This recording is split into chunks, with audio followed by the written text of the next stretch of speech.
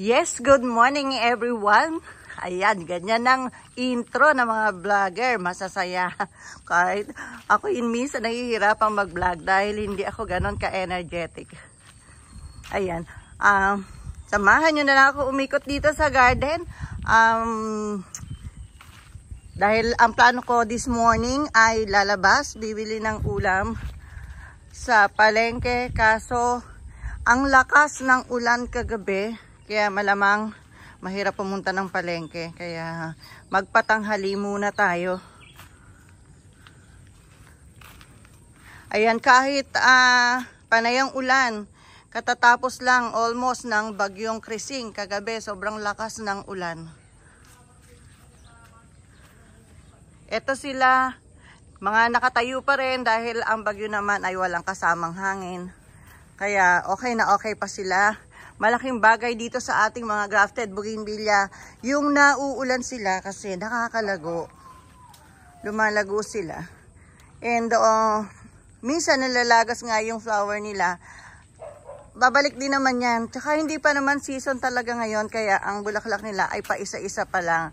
Nakita nyo naman sa mga dating nanonood nitong aking YouTube channel, kapag talaga panahon na ng bulaklak or tag-araw na o summer na, yun ang season nila. Nakita nyo naman talagang punuan ng bulaklak nitong ating mga grafted bougainvillea. Pero sa ganitong panahon na tag-ulan, ganyan lang talaga. Pasalamat na tayo kapag mayroong pa isa-isang bulaklak. Ayan. Sabi nila, kapag ganitong panahon, magandang bumili ng mga grafted na ganito. Kasi nga dapat, di ba nga, medyo pricey sila. Pag daw ganitong walang bulaklak, nakaka-discount. Totoo kaya yun? Kasi pag ganitong panahon, wala po kami talagang benta sa grafted. Hindi mo gugustuhin bumili ng grafted na ganito na wala ka namang nakikitang bulaklak. Kasi nga medyo mahal siya. Bakit ganun? Pangit naman. Puro dahon lang pero ang mahal. Ayan. Malaki daw ang discount kapag walang bulaklak. Siguro po, pwede tayo magbigay ng malaking discount talaga.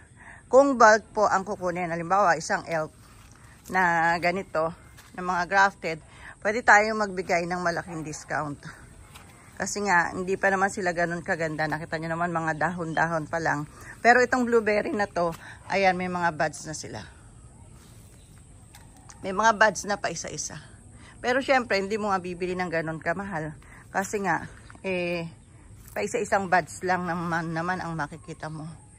Unlike talaga pag summer, lalo na si blueberry, puno ng bulaklak yan. Ngayon talagang ganyan lang sila.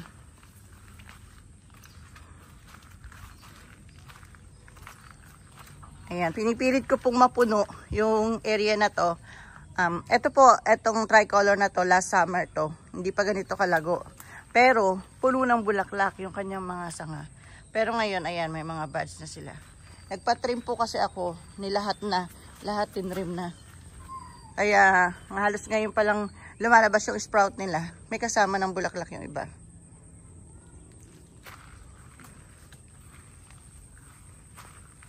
Ay, ito ang maganda. Dito ang gandang-ganda sa Putrikihora na to. Ayan, variegated yung dahon niya. Tapos, ang dami niyang mamulaklak. Ayan.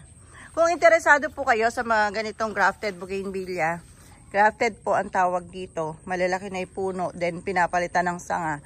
Mga puno rin po ito ng bougainvillea. Kung interesado po kayo sa mga ganito, message nyo lang po ako sa aming Facebook page. Yes po, meron po kaming Facebook page. Sabi nga po kahapon, nung isang nag-message doon, meron ka palang Facebook page, ngayon ko lang nalaman. Dapat sa iyo na lang ako nakakabili. So, matagal na po ako may YouTube channel, matagal na po ako may Facebook page, pero hindi pa po alam ng karamihan ng nanonood nitong aking vlog sa YouTube na may Facebook page po tayo. Kapangalan din po nitong ating YouTube channel na Royal Garden of Bougainvillea. Yan, sundan nyo po ako doon, follow nyo po ako. Kung interesado po kayong bumili ng ganitong mga grafted bougainvillea. Meron din po tayo mga rooted, mga small size.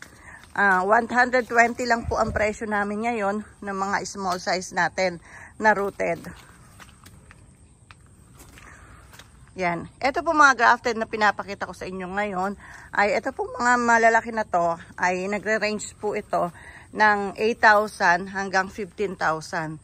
Pero yun po talagang mga, ito yung malalaki na yan, yung matataas na yan, medyo ano na po yan, mga 18,000, mga ganon. Ayan, depende po sa laki, sa forma, at sa ganda niya. Yung pricing, iba-iba po. Kaya kung interesado po kayo, follow nyo po ako sa aking Facebook page. At pwede pong mag-send kami ng picture sa inyo na may presyo para may idea po kayo kung magkano ang isa.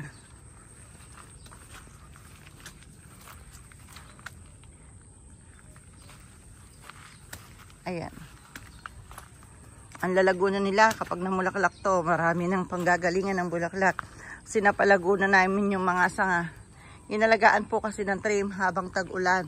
Kung may bougainvillea po kayo, alagaan nyo rin po ng trim habang nag-uulan. Mabilis po silang lumago. Para pagdating po ng panahon ng pamumulaklak nila, ay maraming pong sanga ang panggagalingan ng bulaklak. Hindi po siya haba lang ng haba. Kailangan po makapal. Mapakapal. Ang sikreto po doon, trimming. Para po mapakapal. Kailangan i-trim.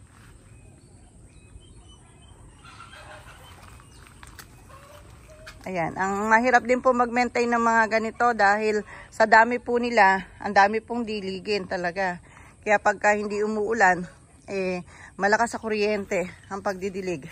Tsaka isang trabaho naming lahat dito na kami kanya-kanyang area ng diligin. Pero pag umuulan, wala nang intindihing didiligan. Okay na siya, kaya na niya. Ayan. Yung last vlog po natin na in-upload dito sa YouTube channel ay tungkol po sa mga small size, sa mga rooted. Kaya ngayon po, grafted naman po, itong pinakikita ko pa sa inyo. So yes po, meron po kaming rooted bougainvillea at may grafted bougainvillea. Pwede po kayo mag-visit dito sa aming garden, lalo na pag summer. Ngayon po tag-ulan, mahirap po dito kasi bukid po kami. Medyo mahirap po ang daan pag ganitong tag-ulan. Pero pag tag-araw po, okay na okay po yan. Visit nyo lang po kami dito sa aming garden sa Santa Lucia, San Miguel, Bulacan. Nakapin po sa Google Maps ang location ng ating garden. Search nyo lang po Royal Garden, San Miguel, Bulacan, at makikita nyo na po. Sundan nyo lang po yun at makakarating na po kayo dito sa aming location, sa aming garden. Pag summer po, puro bulaklak po itong mga ito. Yun po makikita nyo, puro bulaklak.